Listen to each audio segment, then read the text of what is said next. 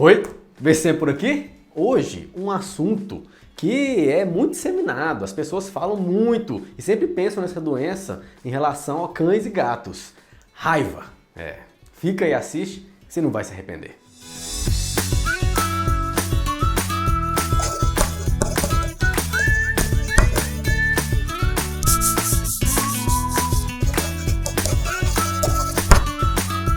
Primeiramente, gente, vamos dizer que o vírus da raiva, ele é do gênero Lissa vírus. E não é novidade para ninguém que a raiva é uma zoonose, ou seja, uma doença que é comum entre animais e seres humanos e pode ser transmitida de um para outro. É importante dizer que a raiva, ela tem próximo a 100% de letalidade. Por que é próximo? Dependendo da literatura que você encontrar, vai dizer que é 100% de letalidade. Mas no mundo inteiro nós já temos 6, ou 5 ou 6. Pesquisa aí, ou são 5 ou 6 casos de sobreviventes humanos. Imagina só, gente, a raiva já é uma doença mais antiga, já tem centenas de milhares de casos e apenas 6, talvez 5, que conseguiram sobreviver, sendo 2 dessas pessoas no Brasil. O problema é que mesmo os sobreviventes, eles não ficam sem sequelas. Como a raiva é uma doença muito grave, muito invasiva, ela gera então sequelas mesmo nos sobreviventes. Além dos cães, gatos e seres humanos, a raiva também pode atingir outros mamíferos, como cavalos, bovinos e ruminantes no geral, morcegos. E como que a raiva é transmitida?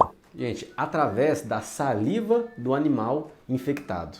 Quando o vírus da raiva ele entra no organismo do paciente, do animal, o vírus ele tem um tropismo, ele tem uma preferência a atingir glândulas salivares. E lá ele começa a se replicar muito. Então, o animal infectado, ele começa a eliminar as formas virais na saliva. Só que para o vírus infectar um outro animal ou um ser humano, é necessário que ele encontre uma porta aberta, que é uma ferida. Então o vírus não tem capacidade de ultrapassar a pele íntegra. Porém, a forma em que a raiva é mais transmitida é através da mordida. Justamente porque ali tá uma concentração muito grande de formas virais, porque está na saliva, e através da mordida, o animal ele já abre uma ferida no ser humano ou no outro animal. Além da mordida, existe algumas vertentes científicas que falam que o vírus poderia ser transmitido e infectar uma pessoa através da lambedura de locais onde podem ter microlesões na pele.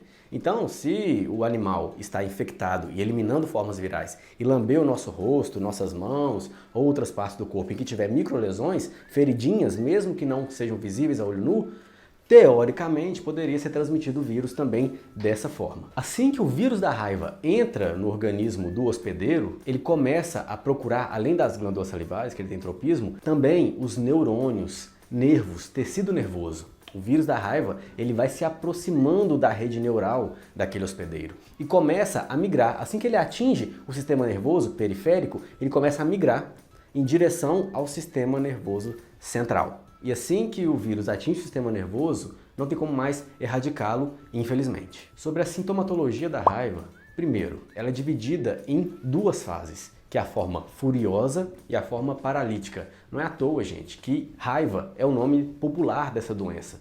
Porque o paciente, o animal ou o ser humano, no primeiro momento fica muito agressivo. É por isso que essa primeira fase é chamada furiosa. Quando o paciente ele apresenta já a sintomatologia, quer dizer então que o vírus chegou no sistema nervoso central, quer dizer que não tem mais volta, quer dizer que não há mais esperança de cura. Quer dizer, nós temos então 6 casos no mundo que foram curados, mas a chance de cura é muito, muito, muito reduzida. E os sintomas da forma furiosa, os principais são a agressividade, a ansiedade.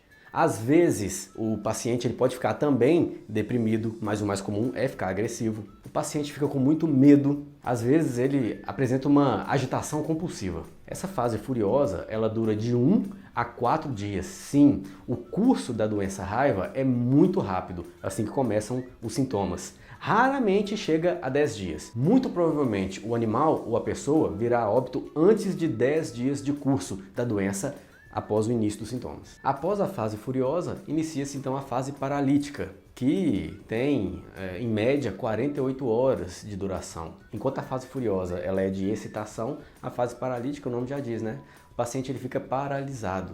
Ele já não consegue se movimentar muito bem, já tem incoordenação, já fica mais deprimido. Nessa fase, ele fica com hidrofobia, que é o medo de água. Sim, gente, porque na raiva existe um certo desconforto ou dor quando o paciente, né, a pessoa ou o animal vai engolir a água. Então engolir torna-se um movimento muito complexo, a pessoa esquece, o animal esquece como tem que engolir e causa muita dor quando isso acontece. Então basta ver a água que ativa essa memória.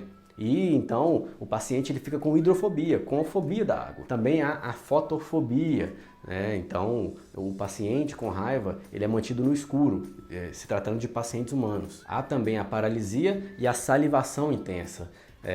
Eu imagino que você já deve ter visto aí desenhos ou filmes em que se falou de raiva e sempre a imagem que se vinha era de um cachorro com a boca espumando. Isso porque, como eu já disse antes, o paciente ele não consegue deglutir e nem a saliva que ele está produzindo ele deglute. Então a saliva começa a ficar mais espessa, porque ele não bebe água, fica desidratado, a saliva fica viscosa, espessa e vai se acumulando na boca. O paciente vai babando. E já dissemos, né, que essa fase ela vai culminar com o óbito do paciente. Existe uma terceira forma clínica da raiva que é muito rara, que é a forma intestinal, onde o paciente vai apresentar sintomas gastrointestinais, vômitos, diarreias, cólicas e também vai vir a falecer com menos de 10 dias. Bom, gente, eu tenho que ser verdadeiro com vocês e dizer que eu nunca atendi um paciente com raiva. Graças a Deus, né, a raiva ela está praticamente erradicada dos nossos pets. Hoje nós temos campanhas de vacinação, inclusive o cachorro do Rafa, né, Rafa? Vacinou antes de ontem? Isso aí. Vacinou, Paçoca. a Paçoca vacinou, aí... antes de ontem, e eu recomendo que você também vacine. Vamos falar sobre prevenção, mas né, por causa dessas campanhas de vacinação, né, e também de termos menos animais errantes e os animais estarem mais bem cuidados, a gente já conseguiu aí controlar essa doença. Mas já atendemos pacientes no hospital que suspeitamos de raiva, então fizemos os diagnósticos diferenciais e chegamos à conclusão que eram outras doenças neurológicas. Bom, tratamento, a literatura veterinária, ela não indica tratar um paciente que está com todas as características de raiva. Se você não conseguiu chegar a um diagnóstico diferencial, se o curso da doença está realmente característico para raiva, o que a literatura veterinária indica é a eutanásia daquele animal, para que ele não venha a sofrer por mais tempo e também para que ele não seja uma fonte de contaminação para outros animais e seres humanos. E como prevenção, já falamos, mas é importante repetir que a vacina ela é necessária, gente. A vacina de raiva ela pode ser dada aí a partir dos 4, 5 meses de idade do pet, do cãozinho ou do gatinho. E todo ano tem que reforçar. E se, por acaso, um ser humano, talvez você, foi mordido por um cão, ou por um gato, ou por um morcego, ou por qualquer outro animal, porque como nós dissemos, né, a raiva ela pode atingir todos os mamíferos. Se aconteceu o acidente com você, primeira coisa, lave o local do acidente com água e sabão. E se você tiver algum produto antisséptico aí à base de iodo ou à base de clorexidine, por favor, coloque também e procure o serviço médico imediatamente. E aí, dependendo do local onde foi a agressão, se foi nas mãos, no rosto, onde tem mais inervações, o enfermeiro ou médico vai te orientar em qual protocolo vacinal você deve fazer. E é importante também observar o animal que está envolvido nesse acidente, o cão ou o gato ou outro animal que te mordeu. Se possível, você observa por 10 dias. Sim, porque do momento em que o animal começa a eliminar o vírus até 10 dias, se for raiva, ou ele vai apresentar mais sintomatologias, ou ele vai virar óbito. E falando da minha experiência, né, eu mesmo já fui mordido, nós já temos esse vídeo, e quando eu fui mordido, gente, foi no rosto.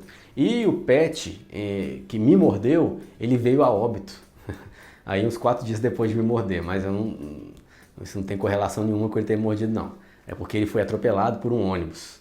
Você vê que realmente ele não estava com muita sorte. E depois, né, que ele me mordeu e a gente não conseguiu observar durante 10 dias, eu recebi, além dos antibióticos, né, pela mordida e anti-inflamatórios, também o protocolo vacinal. Recebi 4 doses de vacina de raiva e soro antirrábico. Foi pra você, Rafa, que eu liguei quando eu estava tomando soro?